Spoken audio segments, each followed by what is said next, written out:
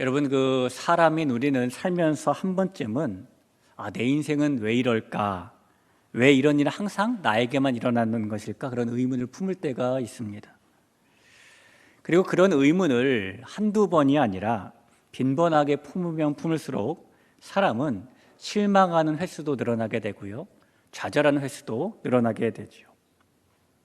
특히 사랑하는 사람과 이별을 했다든지, 갑자기 우리에게 병마가 찾아온다든지, 아니면 예기치 못한 사고를 만난다든지, 날벼락처럼 실직을 당하게 된다든지, 그런 불운한 일들을 만날 때에 사람은 그 삶에 대한 두려움을 가지게 되어 있습니다. 그러나 그것이 아무리 불운해 보이는 일이든 아니면 반대로 행운처럼 보이는 일이든 성도에게 일어나는 모든 일은 결코 우연히 일어나는 법이 없지요. 왜냐하면 하나님께서는 자기 자녀로 삼으신 성도를 한시도 눈을 떼지 않으시고 지켜보고 계시고 또 돌보시고 계시고 인도하고 계신 분이시기 때문입니다. 그래서 성도인 우리가 만나는 모든 일에는 다 이유가 있습니다. 여러분, 특히 하나님께서 우리를 자녀로 삼아주시고 은혜를 주시고 은사를 주신 데에도 이유가 있어요. 우리가 그 이유가 무엇인지를 하나하나 알고 사는 것은 매우 중요합니다. 왜냐하면 그 이유를 알고 사는 것은 우리가 어디를 갈 때의 목적지가 어딘지를 분명히 알고 가는 것과 똑같기 때문이에요. 하나님께서 저와 여러분에게 사랑을 베풀어 주시고 은혜로 새 옷을 입혀주신 이유가 도대체 무엇일까요? 하나님께서는 모든 사람에게, 특별히 사랑하는 자녀들에게 은혜를 주시는 분이 분명하고 은사를 주시는 분이 분명합니다. 특별히 하나님이 주시는 그 은혜와 은사는 매우 각양각색으로 다양한데요, 오늘 말씀 6절부터 8절에 보니까 이런 말씀이 있습니다. 우리에게 주신 은혜대로 받은 은사가 각각 다르니 혹 예언이면 믿음의 분수대로, 혹 섬기는 일이면 섬기는 일로, 혹 가르치는 자면 가르치는 일로, 혹 위로하는 자면 위로하는 일로, 구제하는 자는 성실함으로, 다스리는 자는 부지런함으로, 긍휼을 베푸는 자는 즐거움으로 할 것이니라 라는 말씀입니다.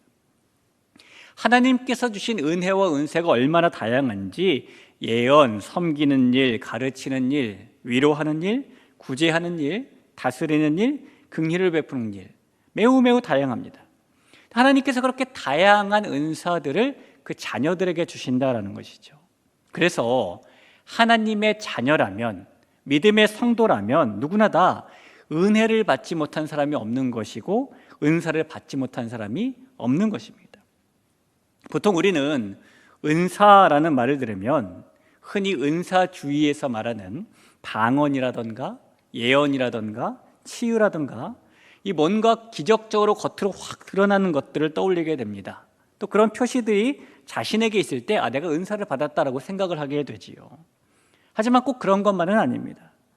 하나님께서 주시는 은사에는 겉으로 뚜렷하게 드러나는 은사도 있지만 상대적으로 겉으로 표시가 되지 않는, 사람 앞에서 예를 들어서 겸손한 마음이라든가 배려하는 심정이라든가 존중하는 태도라든가, 그렇게 하나님께서 우리의 마음에도 주시는 은사가 있기 때문입니다.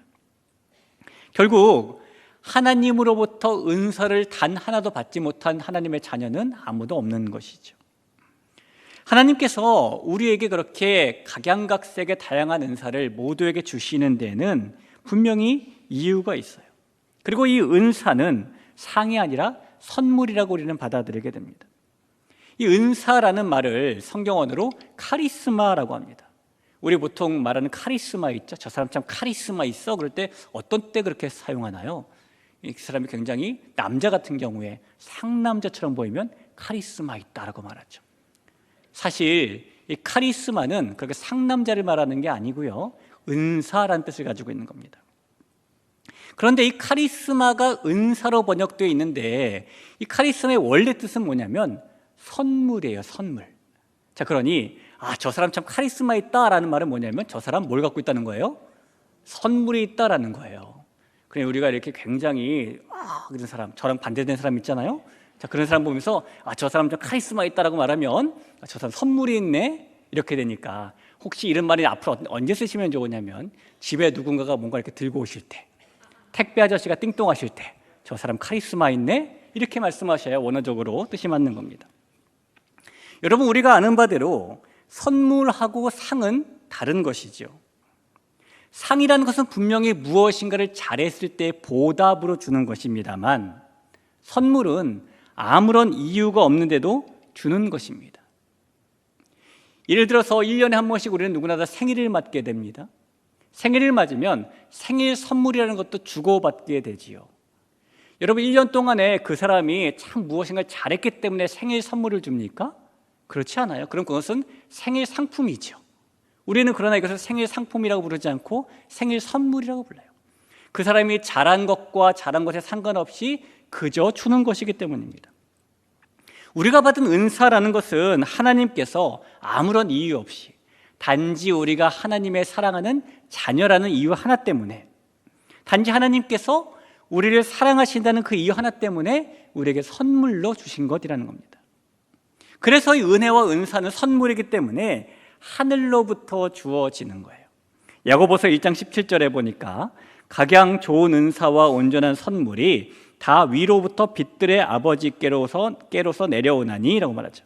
은사와 은혜가 위로부터 내려온다. 은사는 즉 하나님께서 주시는 것이라 라는 말입니다. 하나님께서 우리에게 주실 때 한번 생각해 보면은요, 뭔가 좀 이렇게 불완전한 걸 주실까요? 완전한 걸 주실까요? 완전하게 주시죠.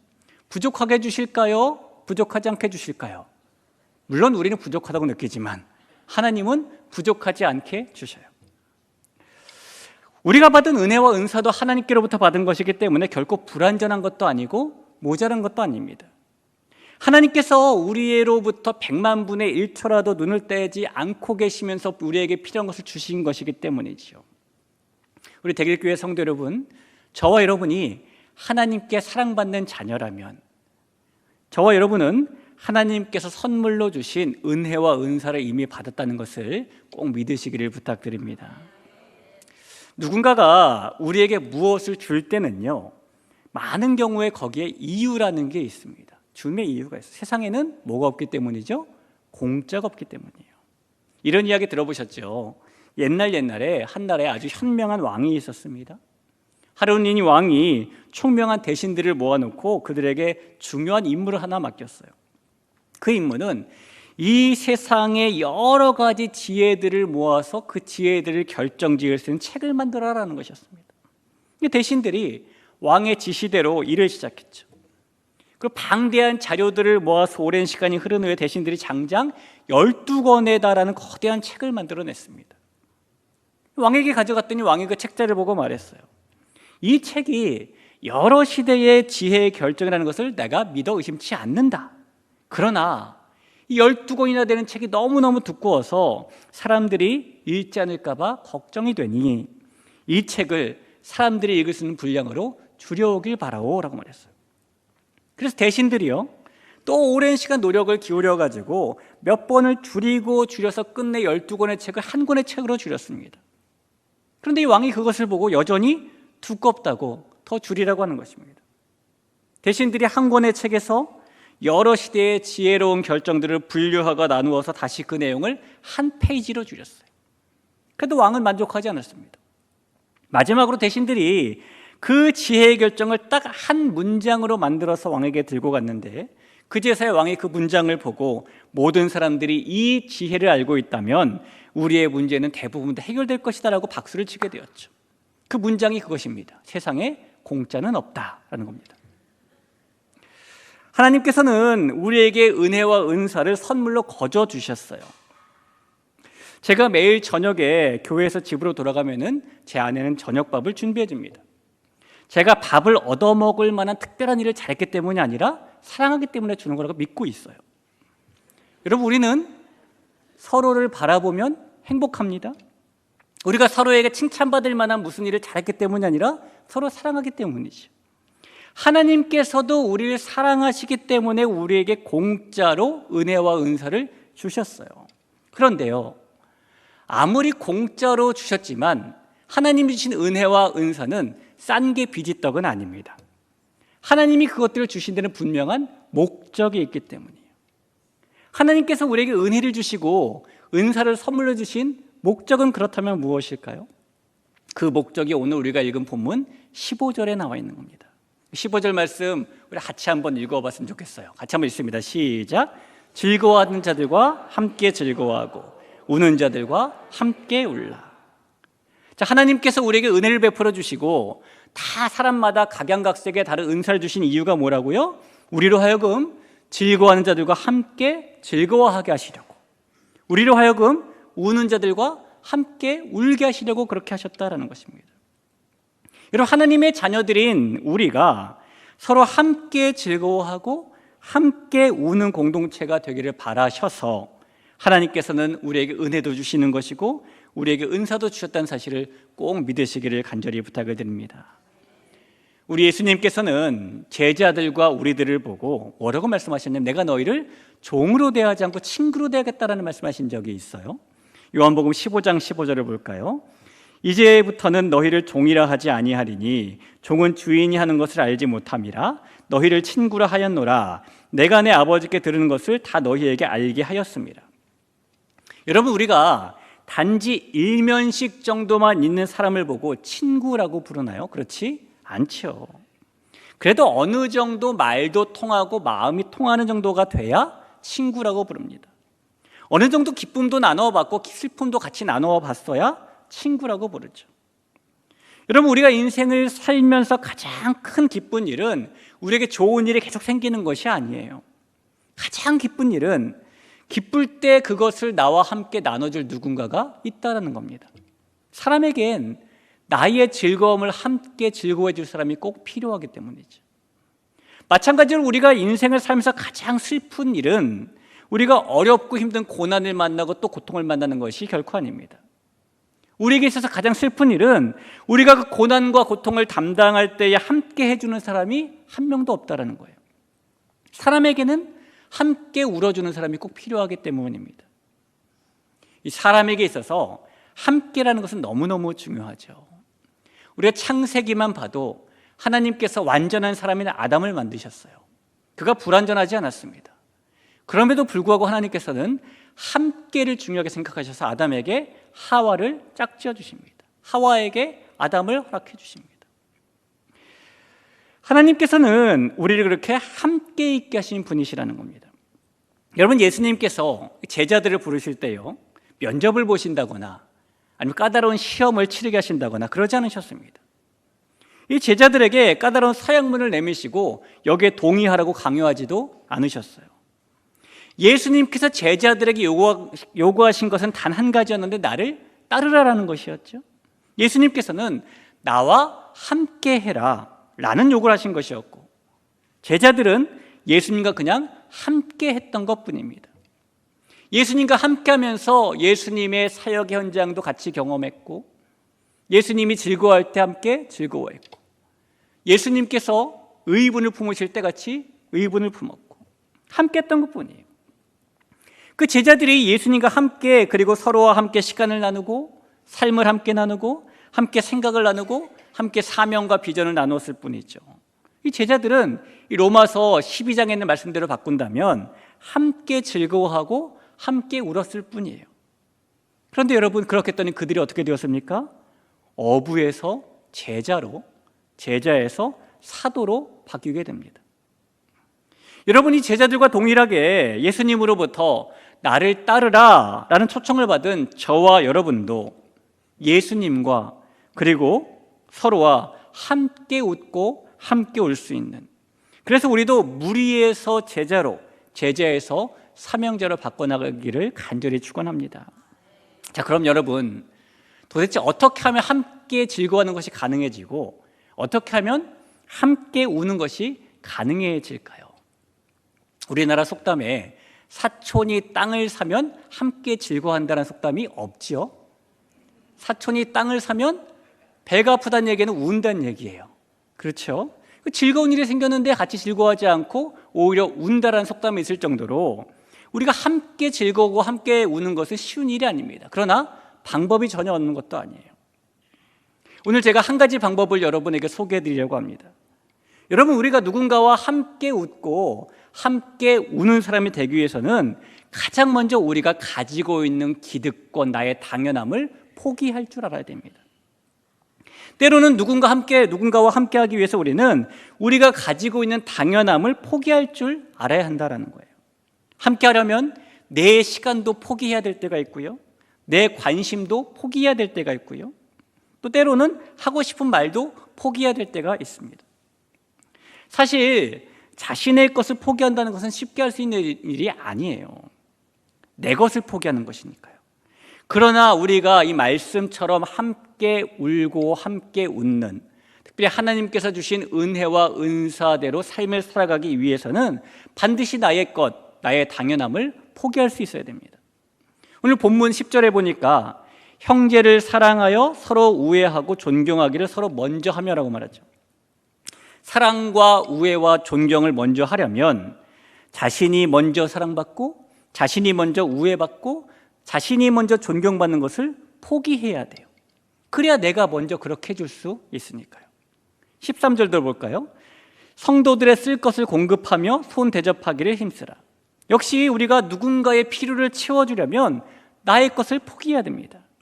남의 것을 가져다가 누군가의 것을 채워주는 것이 아니라 내 것으로 그것을 채워주는 것이기 때문에 내 것을 포기할 때 이 일이 가능해지는 것이죠. 14절도 한번 보시죠.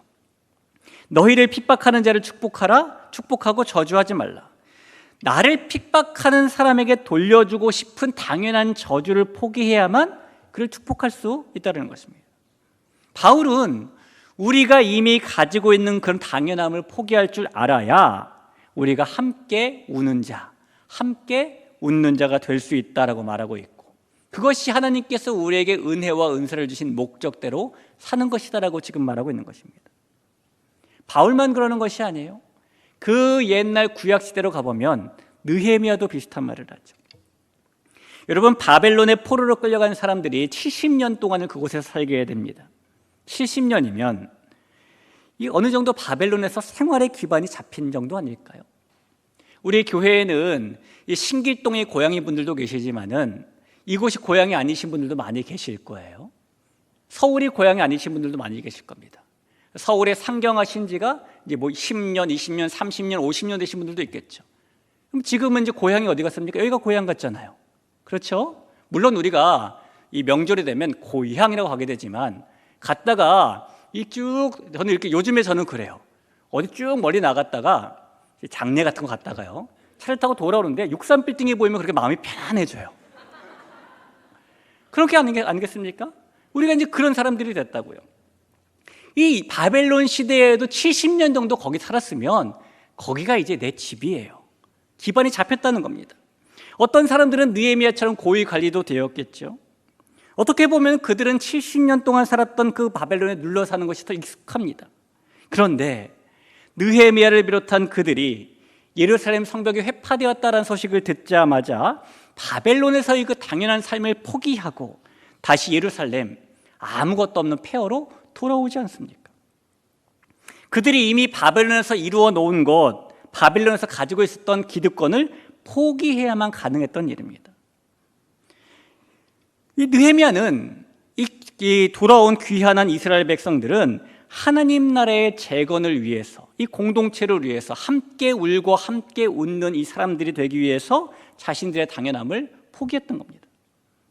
게다가 예루살렘에 돌아와서 피폐한 백성들을 보며 느헤미야는 또 한 번 자신들이 누려야 할 당연함도 포기하자고 말해요. 느헤미야 5장 10절에 보니까 나와 내 형제와 종자들도 역시 돈과 곡식을 백성에게 취하여 주나니 우리가 그 이삭 받기를 그치자라고 합니다. 이자 받지 말자라고 지금 말하고 있는 거예요. 당연한 건데요. 이렇게 당연함의 포기라는 것은 함께 즐거워하고 함께 울기 원하는 사람이 반드시 해야 될 일이에요. 여러분, 우리가 가지고 있는 것을 놓기 전에는요, 다른 사람의 기쁨과 아픔이 결코 보이지 않습니다. 왜냐하면 내가 가지고 있는 것이 가장 내 눈에 먼저 보이기 때문이에요.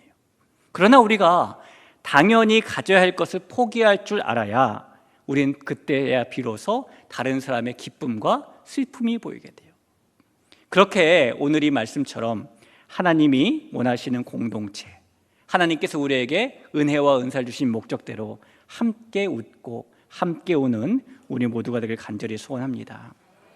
자, 오늘 9절 말씀 한번 볼까요? 이렇게 써 있습니다. 사랑에는 거짓이 없나니 악을 미워하고 선에 속하라. 우리 모두가 바라는 일이죠.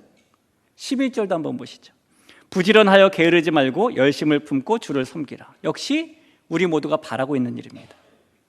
그리고 그렇게 우리가 바라고 원하는 일인 악을 미워하고 선에 속하기 위해서, 열심을 품고 주를 섬기기 위해서 바울은 즐거워하는 자들로 함께 즐거워하고 우는 자들로 함께 울라라고 말하고 있는 거예요. 그렇게 함께하는 것이 바로 악을 미워하고 선에 속할 수 있는 방법이기 때문이고, 그렇게 하는 것이 바로 열심을 품고 주를 섬기는 방법이기 때문인 것입니다. 그 증거로 요한일서 4장 20절에 이런 말씀이 있죠. 누구든지 하나님을 사랑하노라 하고 그 형제를 미워하면 이는 거짓말하는 자니 본바 그 형제를 사랑하지 아니하는 자는 보지 못하는 바 하나님을 사랑할 수 없느니라. 눈에 보이는 사람들과 함께 웃어주고 함께 우는 일이 눈에 보이지 않으시는 하나님에 대한 열심을 품고 주님을 섬기는 길이고, 악을 미워하고 선에 속하는 길이라는 것입니다. 여러분, 함께 웃고 함께 우는 이 일은요, 그냥 착한 마음을 가진 사람이 할 수 있는 일도 아니에요. 이 일은 선에 속한 일이고 열심을 품고 주를 섬기는 일이기 때문입니다. 그러기 위해서 한 번 더 말씀드리지만, 우리가 가지고 있는 것, 시간이든 마음이든 물질이든 상황이든 당연함을 먼저 포기할 수 있어야 합니다. 우리 주변에는 함께 웃어줄 저와 여러분을 기다리고 있는 사람들이 분명히 있고요, 함께 울어줄 저와 여러분을 기다리고 있는 사람들도 분명히 있습니다. 그들과 함께 웃고 함께 우는 우리 대길의 가족 될 수 있기를 간절히 부탁을 드립니다. 우리 그런 마음 가지고 같이 찬양 한 곡 했으면 좋겠어요.